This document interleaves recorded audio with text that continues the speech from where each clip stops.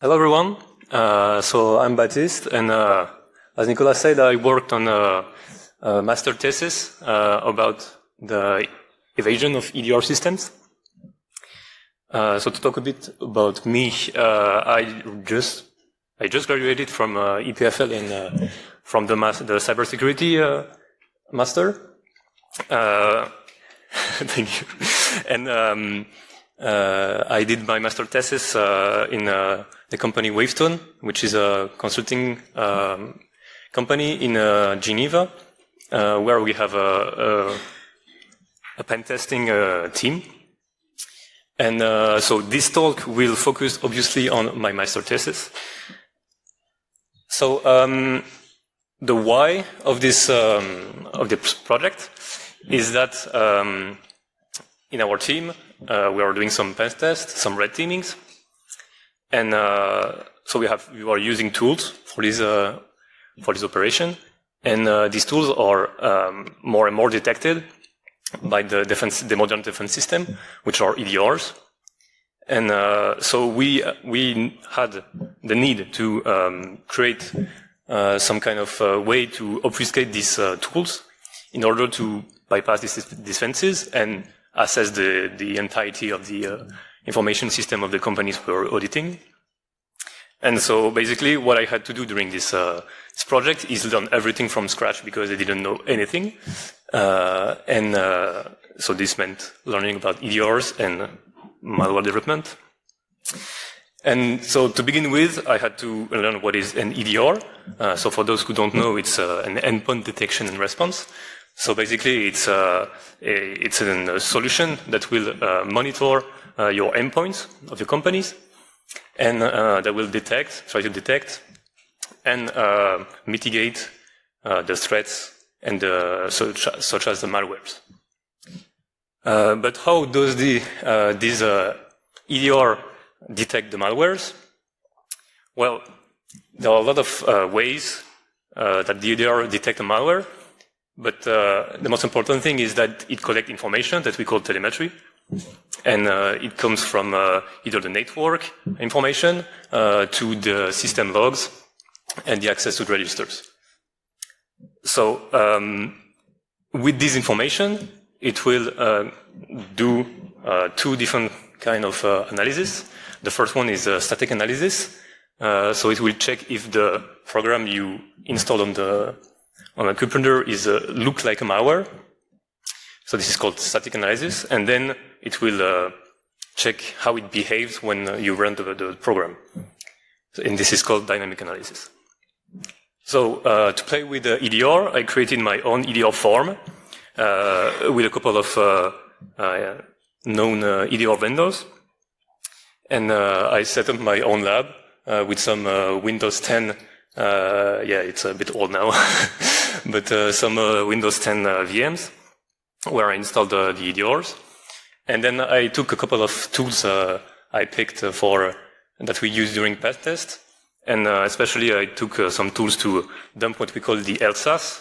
So the LSAS is a process on Windows that is the vault of all session credentials in Windows. So it's the kind of the most monitored and secured process on Windows. And so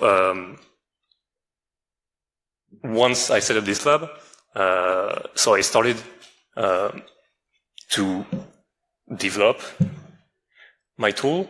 And so it started by testing if indeed these tools that we are using are getting detected by the EDR system. And if you followed, of course it is, and all EDRs detected these tools.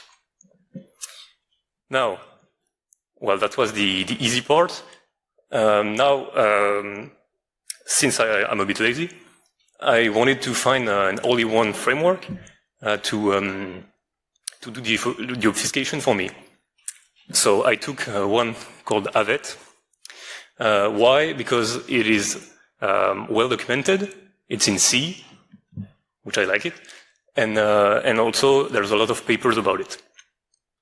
So how basically Avet and an obfuscation framework work is that you take your tool and you transform it to shellcode with a tool such as P2 to shellcode.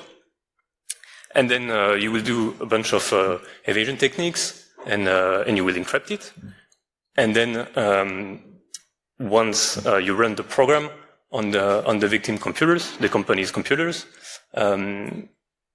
basically you will it's called a loader, and it will the only purpose of the loader is to do this kind of like a waiting time, and then decrypting the payload, and then the tool will be executed.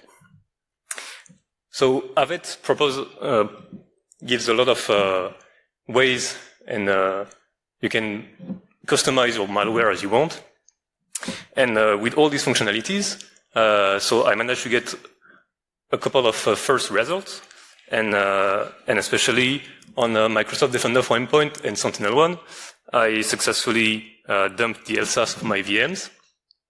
I just want to point out that I only achieved this LSAS in a certain way, so it doesn't mean that the EDR is bad, right? But obviously, it's not as I expected. These public authentication framework are not perfectly efficient, and tons of EDR are still detecting the fact that my program is a malware. Especially, Cortex was clearly stating that the program was a malware created by Avet. So, with that, I understood that this framework will create some what we call indicators of compromise. So it's some traces that the program will leave on the system, which will help the EDR know it's a malware. And so Avet clearly has its own IOCs, because basically some tools that are not detected as a malware without being encrypted, such as, I don't know, NSLOOKUP. When I put it in the Avet framework, it will get detected as a malware. So now I had to find which are these IOCs, and can I remove them to make it work. So to do that, I created some kind of a malware analysis sandbox with an open source tool which is called Litterbox. And basically what you do is you upload locally, of course, your malware, and you get some information about it. Especially what came out from the first analysis of the Avet malwares is that you get that the image has an entropy, very high entropy, and close to 8, also on the scale to 8, and a lot of suspicious strings. So the first thing I tried to beat was the high entropy, which is something that the EDR uses to detect if a program is a malware or not. And so entropy, what it is, it's the measure of the randomness of a sequence of bytes. So here it's the whole image of the program, and the fact that the high entropy will usually means that the image is encrypted, the program is encrypted, and so usually almost all malwares are encrypted in a way. So usually the way to reduce it is by inserting some repetitive pattern, such as 0 bytes, or a picture of a cat. And so the way I try to do it is, at first I try to add some null bytes every 2 bytes, which is the easy way. So this successfully reduced the entropy of the whole program, but it was not enough for a couple of EDRs, such as the Elastic EDR static analysis engine. So I spent a lot of time trying to going back and forth between the Elastic EDR and my static and my malware analysis sandbox. And what I discovered is that in addition to the entropy, he didn't like the way that I had a huge buffer with my tool encrypted. So the thing I did is that I splitted all my code, all my tool shellcode into small chunks of 129 bytes. Why 129 bytes? Well, it's the biggest chunk I found, and the 1 byte in addition to 128 bytes is to create some kind of 15 bytes padding between each chunk at compilation. And this enabled me to beat elastic EDR. But this is not the only thing I did to beat this EDR. Basically, I said that static analysis was looking if a program it looks like a malware, and usually it will also look at some bytes that will reappear in a malware, like a malicious function. And so what I did is I took the Avet framework, and basically I changed every single code blocks. So from the encryption routine to the execution method. And nice. Sorry. And of course, I removed all the suspicious strings, and I tried to make my malware look a bit legit with resource addition, like icons and description of programs. And then I had a little time to try to tackle the dynamic analysis part of EDRs. And what I did basically is I did what we call patching. So patching is a way to modify the code of a function. And you are able to do that because all these functions are imported in the memory region of your program. So you can change it. It's the same way as you can remove all the monitoring features of EDRs. That's how you do it. And what I try to tackle is some function used by the EDRs, which are the anti-malware scan interface functions, and the event tracing for Windows, which is a telemetry sources for the EDR. And so with all this modification, what I achieved is that elastic EDR was pwned.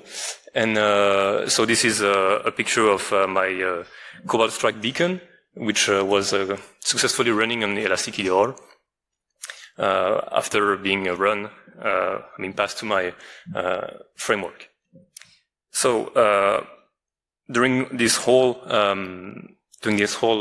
project, what I learned is that so the static analysis part is pretty easy to evade, and that's why most of EDRs are not only doing that, hopefully.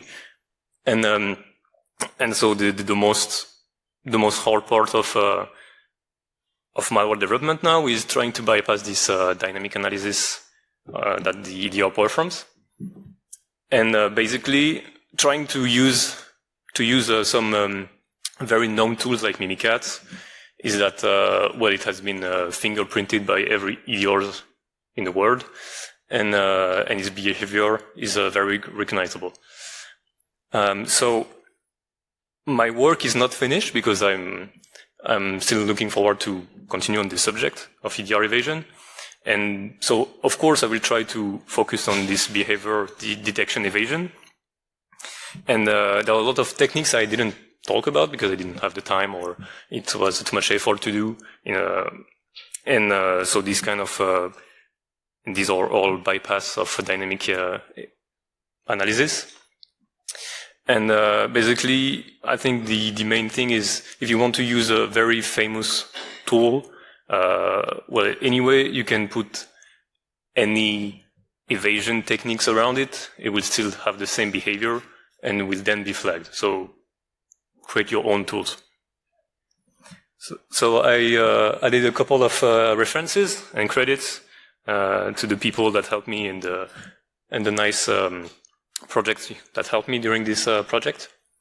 And I'd like to thank all of you for listening to me, and to the BlackAlps organizers for enabling me to speak today. Thanks a lot.